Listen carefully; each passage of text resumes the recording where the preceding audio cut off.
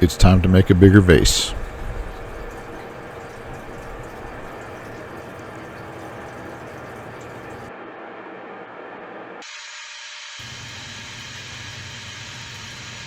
This vase took about 2 weeks to make, on and off, with a lot of glue drying time.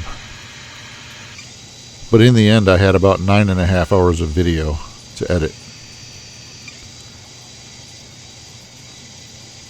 So in order to include as much as possible without making it too lengthy, I've edited this at about 10 speed for most of the video.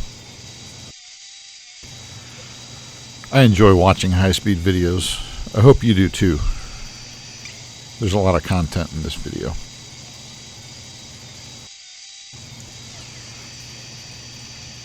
So for this vase, as you saw in the beginning of this video, I'm using the leftover wood from the segmented vase from Firewood video that I did just a little while back. I actually had quite a bit of walnut left over from that log, and I'll put a link to that video here.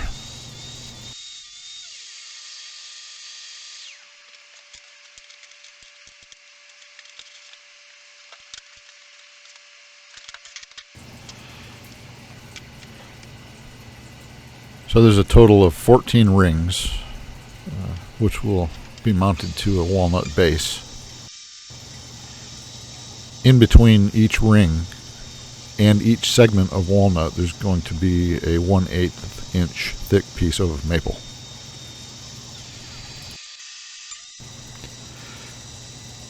Counting the base, it adds up to 463 pieces for this project. In the end, it'll be 16 inches tall and 8 inches in diameter at its widest point.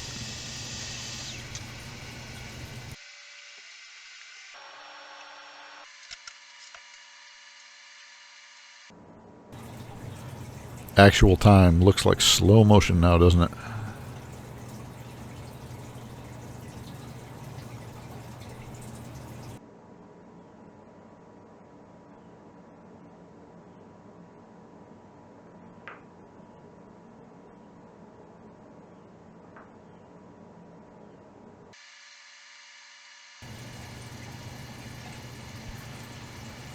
I like to use a lot of glue just to make sure that I've got enough.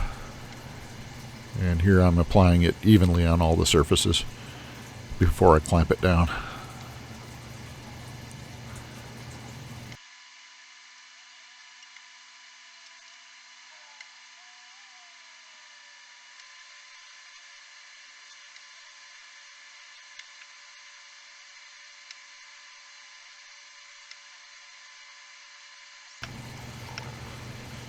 My goal here when I'm clamping is to have at least one of the surfaces to be as flat as possible, because I'm going to sand it on one side before I attach it to the next piece, and I'll use a gouge to flatten out the other side, gouge and sandpaper, which you'll see later on in the video.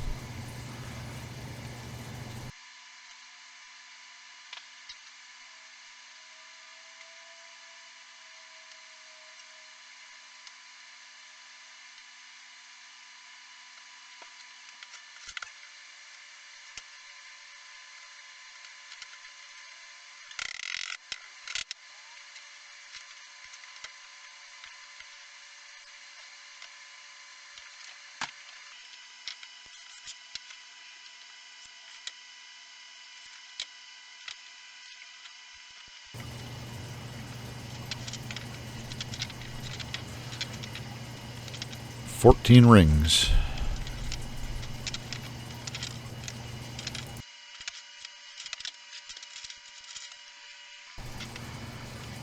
This is a nice chunk of walnut I've had for a few years. Just going to shape it to round and then drill a hole for the worm screw, which I'll use to mount onto the lathe so that I can shape the bottom side of the base first.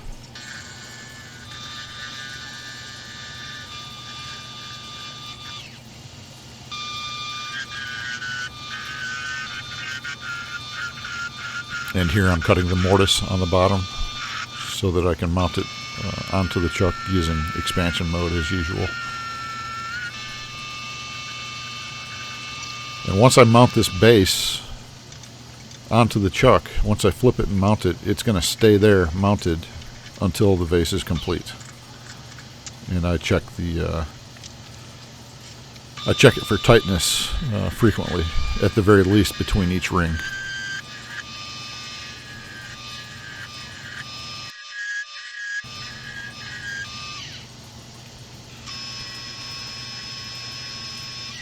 And here I'm prepping the surface of the base to receive the first ring. And the first ring I'll sand flat on the one side, as I mentioned earlier.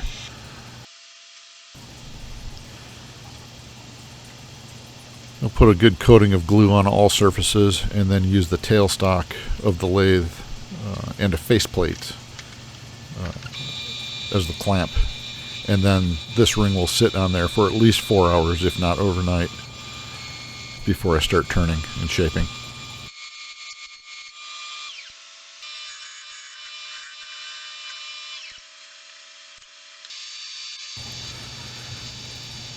And I use a pencil on there just to make sure that I'm sanding the whole surface. I use 80 grit sandpaper. Don't need to go finer because 80 grit and glue go well together.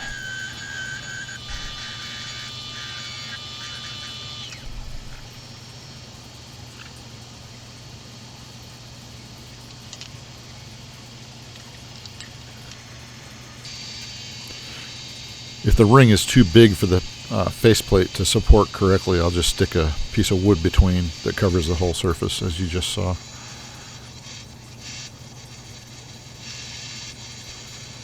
As one ring gets mounted, then the following ring gets constructed. By that I mean I add the layer of maple.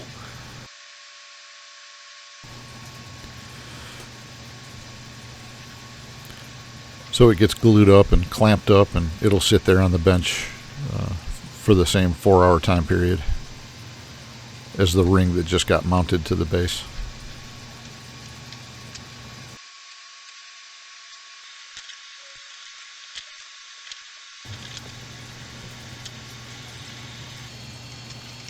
Once the 4-hour wait is over, I'll make the outside of the vase round. I'm not concerned at all about the final shape of the exterior of the vase yet. I actually want to leave extra wood on the outside. I want to shape the inside of the vase as much as possible. Actually, I want to shape it to final shape as I'm building rings on, just so I don't have to mess with it later. And I don't have tools that will reach that far inside the vase once it's complete. It's just an easier way to do it. For me. Others may disagree.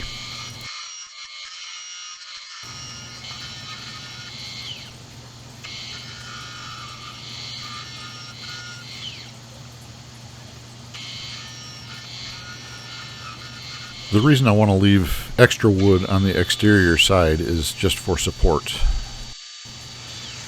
As this vase gets longer and longer and heavier, as I add rings, if there's not a sufficient amount of thickness to the walls, it'll start flexing. And once it starts flexing, there's a possibility it flies apart, and I certainly don't want that to happen. It's happened before with the cedar segmented vase that I did.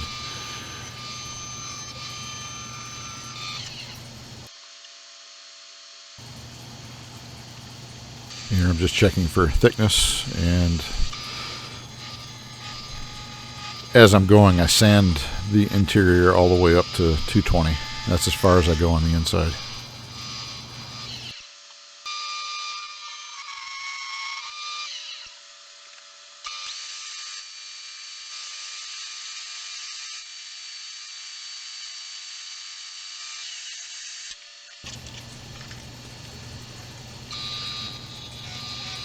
You can see the wobble there in ring 6. And I just work on the outside a little bit just to take the wobble away so it's turning nice and smooth. I don't want any stress on that chuck or the base where it's mounted.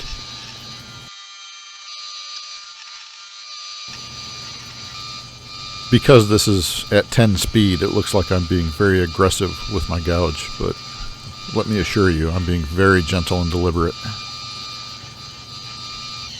A bad check could send this vase flying off the lathe.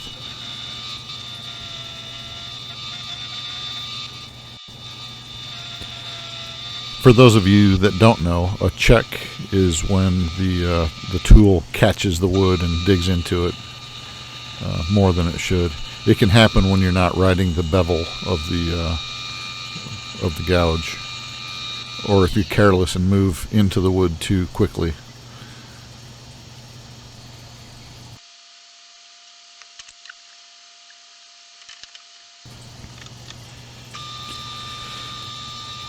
And here at ring 9, it starts decreasing in diameter, so the angles that I'm working with are going to be a little bit more difficult, as you can see here, causing just a little bit of an awkward outward push. So again, I'm being very deliberate, very, very gentle.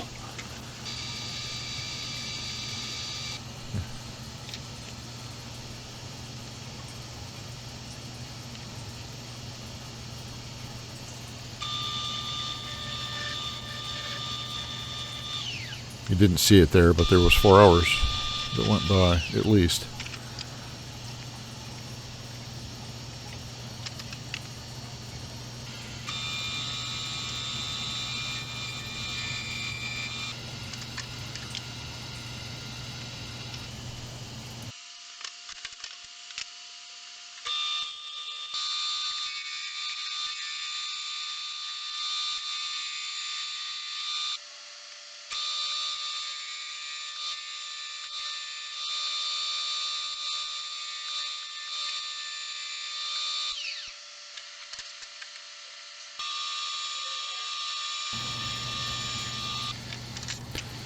And ring 14 finally.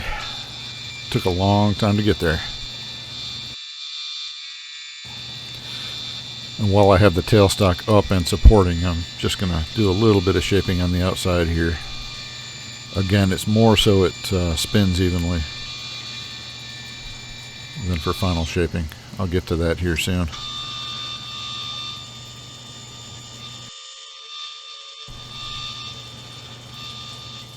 And because I don't use the proper spindle supports, there's a whole lot of wood hanging off of that chuck right now.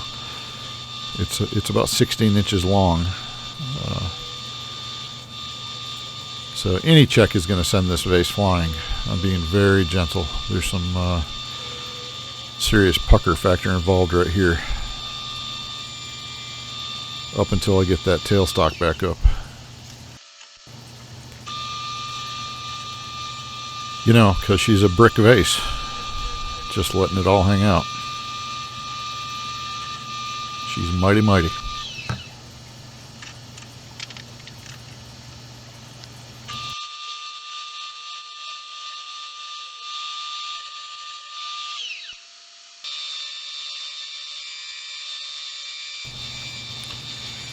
And here I've got the tailstock up and supporting.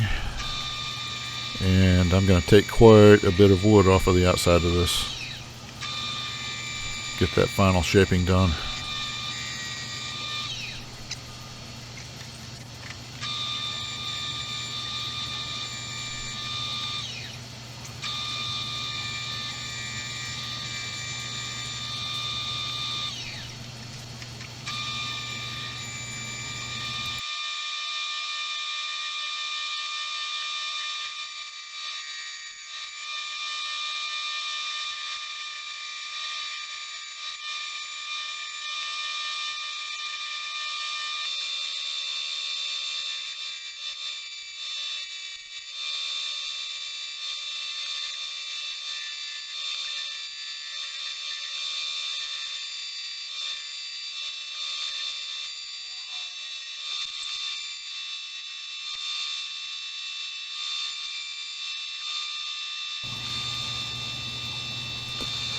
I've done the vast majority of work on this vase with this 3/4 inch bowl gouge, my gouge of choice. But I'll finish up with this round nose scraper.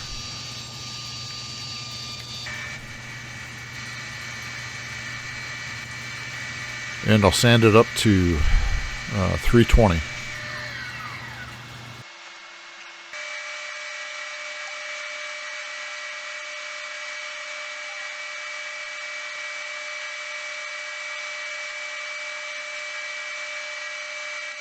And here, something bad's about to happen. My camera turned off just when I was about to add the finish. So my apologies there. I know it's kind of fun to watch the transformation of unfinished to finished and see the grain pop. But as you can see, it did pop. Looks good. I've got about 3 coats of walnut oil and a nice coat of Renaissance wax.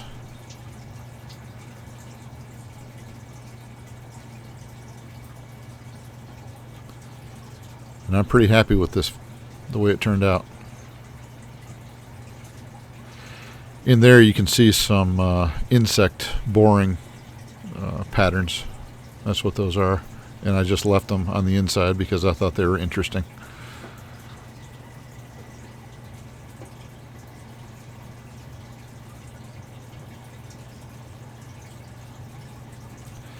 Thanks so much for watching. As always, I really appreciate it. I'd appreciate your subscription too. Help my channel grow. I'm putting up videos, at least 3 a month is my goal, on Fridays. Mostly wood turning, some carving, some wood burning. I appreciate your time. I hope you liked it. Semper Fi.